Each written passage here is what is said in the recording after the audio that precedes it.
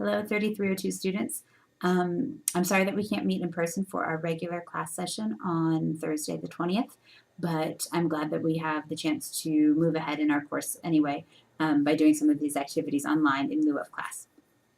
So one of those today is watching this video so you know what your book choices are for your second literature circle activity, and then you'll sign up on a Google Doc. Okay, so I'll tell you about the books and think about which one you might want to pick, and then head over to the Google Doc and sign up for a slot that's available. In this literature circle, our second literature circle, we'll be reading chapter books. So first one we read picture books. This time we'll read chapter books. And we are not going to use roles. So first literature circle, we used roles. We talked about how those can help us and students and how sometimes they can maybe get in the way a little bit, both for us and for students. And so we are going to get to do both experiences, and you'll get to sort of weigh those and see sort of what you think. We will have some structure for your notes and your preparation, but it just won't be a formal role. Okay, so just knowing that you're just signing up for a slot, you're not signing up for a role. Okay, so I want to tell you about these books. I love them all. First, I'm going to show you about 3 that are not on the choices. I went back and forth about which I should put on here, and I changed them a little bit each semester. So I want to tell you about 3 great books that you can't choose, but again, you can read all these books. They're all great books.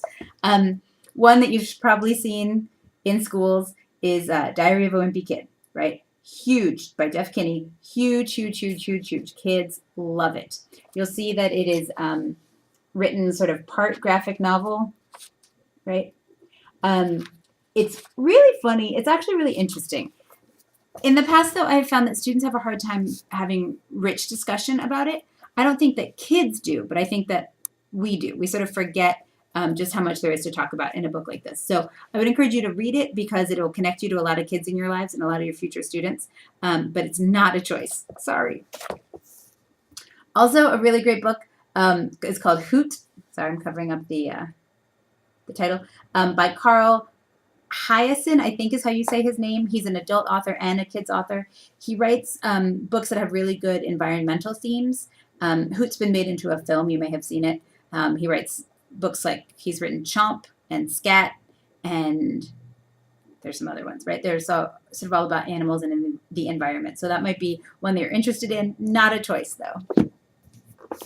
And then the third one that I put on sometimes is The Lightning Thief. And it's the first in the Percy Jackson series. Kids also are, again, really, really, really excited about the Percy Jackson series. Some of these are also being made into films by Rick Riordan. It's a lot about mythology, right? So if you are a person who likes fantasy and mythology, this might be a book for you. But I'm sorry, I've taken it off the choices for this semester. Okay, so just know those are good books if you're looking for books. Now, ta-da, our choices. Okay. The first choice is called Esperanza Rising by Pamela Munoz Ryan. It's fabulous. It is the story of a girl named Esperanza who is born in Mexico in a pretty wealthy family. And then something happens. I'm not going to tell you what, but something happens, a little bit of a tragedy in her family. And she ends up immigrating to the States and working as a migrant worker. And so suddenly this sort of fancy life that she had of servants and all of this middle and upper class existence has been really reversed. And she has to sort of deal with that. So it's her experience as a migrant worker, and it's her experience sort of crossing those class lines, coming to a different country. Really powerful, lots of symbolism, lots of emotion. And if you're not sort of familiar with the experience of, of people who come into this country, especially those who come across the border, maybe without documentation, this might be a good book for you. Okay. Second book, we're just going in alphabetical order here. It's called Faith, Hope, and Ivy June by Phyllis Reynolds Naylor. She wrote Shiloh. She wrote a bunch of other stuff that kids really like. I find this book really lovely. I thought it was going to be too cutesy, and I don't find it that way at all. I find it really meaningful. It is the story of 2 girls who participate in sort of an exchange program. They live in 2 very different parts of the state. I think they're from Kentucky, although there's a lot of similarities to North Carolina.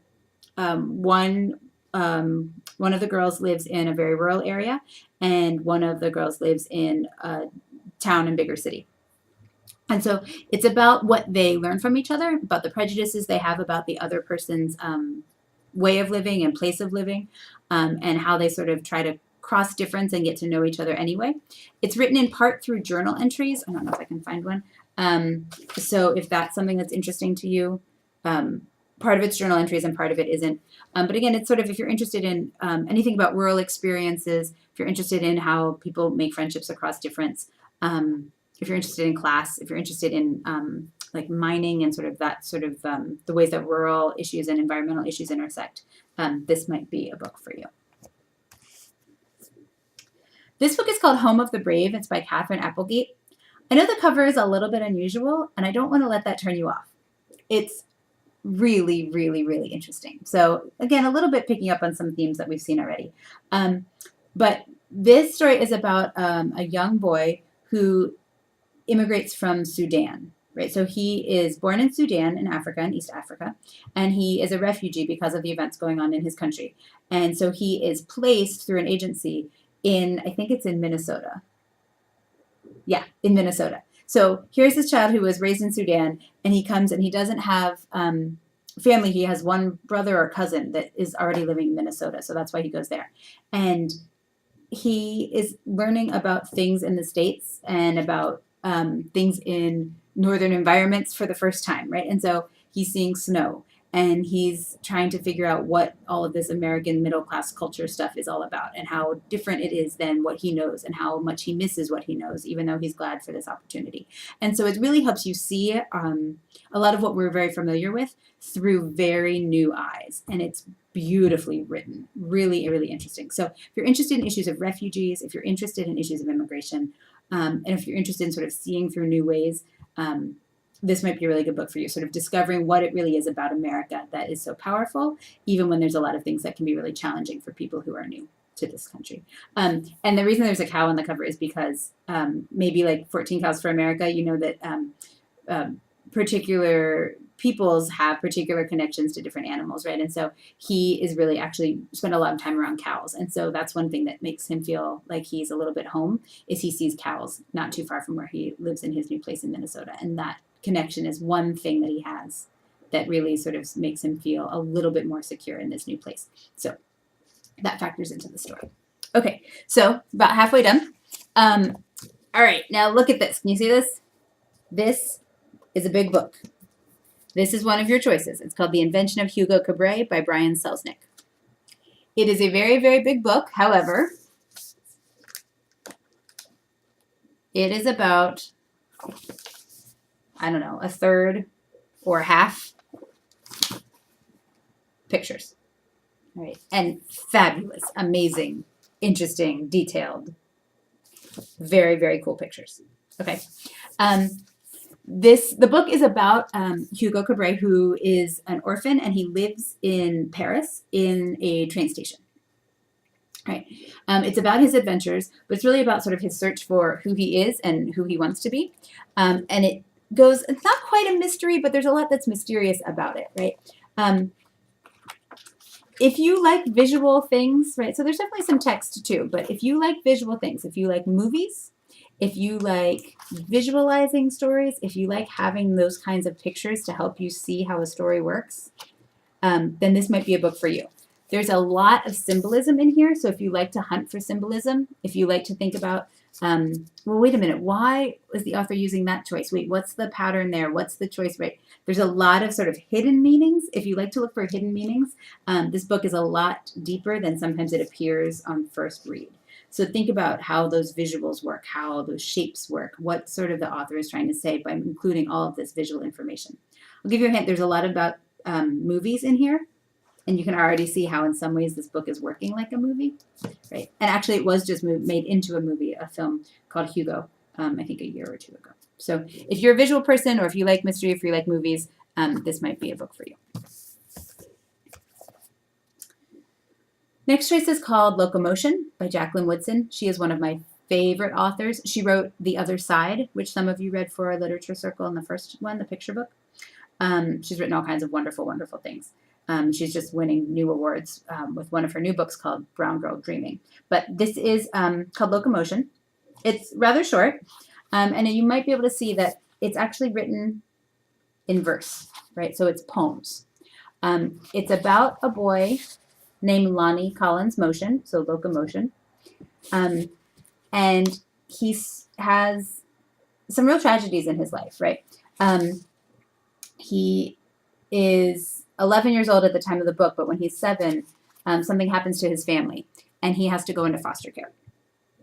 And so it's his story of kind of coming to know himself and coming to sort of his like coming of age story, kind of, because his teachers help him find poems.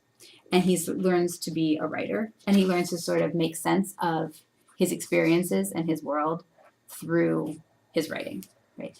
It's lovely. It's a little bit of text and a whole lot of meaning and a whole lot of emotion, right? So how he sort of makes sense of his world based on his writing. It's really lovely. If you're a person who likes that sort of emotional impact, if you like to think about the world through children's eyes, this might be a book for you. It's really powerful. Another great one, Totally Joe by James Howell. If you've read The Misfits, I don't know if you have or you've heard of it, this is a companion book to The Misfits, which is also a great book. Totally Joe is one of the ones that, if you've heard me talk about Marie's class, the class that I sometimes do research with, and some of you have seen some of their written work that we talked about a little bit in class. They have read this book and loved it. So these are all really popular with kids. So. But Totally Joe is awesome. The protagonist of Totally Joe is Joe Bunch, who is a 7th grader, and he is openly gay. And it's his sort of, they call it an alpha biography. His teacher gives them an assignment where he has to write, this is sort of the introduction. He has to write about his life with different letters. You know how we do the ABC book as one of the options for your reading synthesis? It's kind of like that. So he has A is for, and then writes about it. And then there's B is for, and it goes through the alphabet like that. Joe is hilarious. He is witty, and he's funny, and he's sassy, and he has all kinds of interesting thoughts about growing up and middle school and who we are and who we want to be and who we tell people we are and all kinds of things. So if you're interested in really like sassy characters, if you're interested in really, really memorable characters, then Totally Joe might be a book for you. Last but not least, also extremely memorable characters. This is Wonder, right, by R.J. Palacio. It's amazing. These are all amazing, but this book is amazing. The protagonist of this book, also very memorable, is a boy named Augie. Yeah, boy named Augie, and he has a really extreme facial deformity. Right, so that's sort of what you're kind of seeing on the cover. The back of it says, "I won't describe what I look like. Whatever you're thinking, it's probably worse." Right, so the book is told in part from Augie's point of view, but also from other characters' points of view. So you'll see different sections are told by different characters.